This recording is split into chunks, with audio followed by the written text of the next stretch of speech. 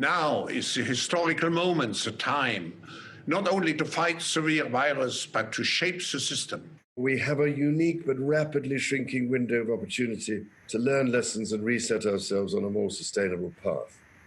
It is an opportunity we have never had before and may never have again. So we must use all the levers we have at our disposal, knowing that each and every one of us has a vital role to play. Now is the time to think what history would say about this crisis. And now is the time for all of us to define our own role. What is it that would make it so that history would look at this crisis as the great opportunity for reset? The Great Reset is a welcome recognition that this human tragedy must be a wake-up call. It is imperative that we reimagine, rebuild, redesign, reinvigorate, and rebalance our world. Rebalancing investment, harnessing science and technology, and advancing the transition to net zero emissions, all elements of the Great Reset, are fundamental to building the future we need. The world's problems fit on three sides of a triangle. It's one versus many, man versus nature, and the unfortunate foundation is long-term versus short-term. We had already income inequality that was fueling income, race, gender inequality. We have a climate emergency, which we can't walk away from. There's no doubt that the very survival of the human race requires us to act. Any recovery stimulus should have green conditions attached to it. Energy prices should reflect real costs. You need private sector capital, private sector ingenuity, private sector technology, and private sector capabilities to come to the party. You need enormous trust between the private sector and the public sector for this to actually work. We have to change our economies dramatically in the next 20 or 30 years, and the next 10 years is absolutely decisive. The recovery has to be greener than any of the previous recoveries. And in order to do that, we need to ensure that the stimulus package, including fiscal and monetary, are much greener than they were before.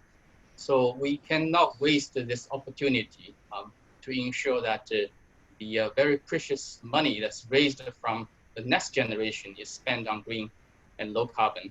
We will now start a quite high number of task forces to look at all the different issues, and we will present all those ideas to the people assembled in Davos. But at the same time, we will make Davos very different, very open, to ensure that we do not fall back to old recipes, but that we really look at forward-oriented solutions. Young entrepreneurs, especially from developing countries that are there and can see the right problem, can really step up and create solutions. Finding profitable solutions to problems of the people and the planet, and we're starting to see firms move to that, and we're seeing firms that behave responsibly in that way actually doing better on conventional measures of profitability and doing better in this particular period. We've also seen social entrepreneurs step in incredible ways. Not only has it exposed the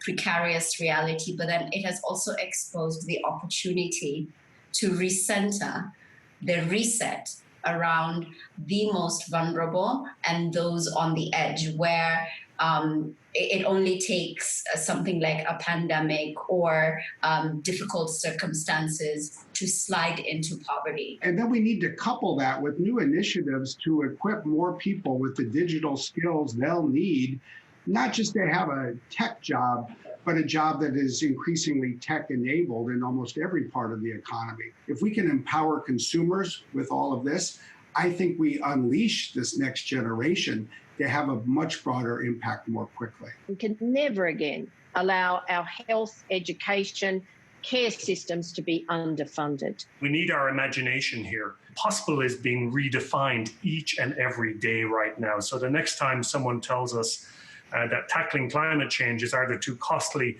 or too difficult, I think we need to remind them and remind ourselves of what just is happening right now. We not only have to demand change, but also create change. We have to live up to the expectations which we have created, and we will do so.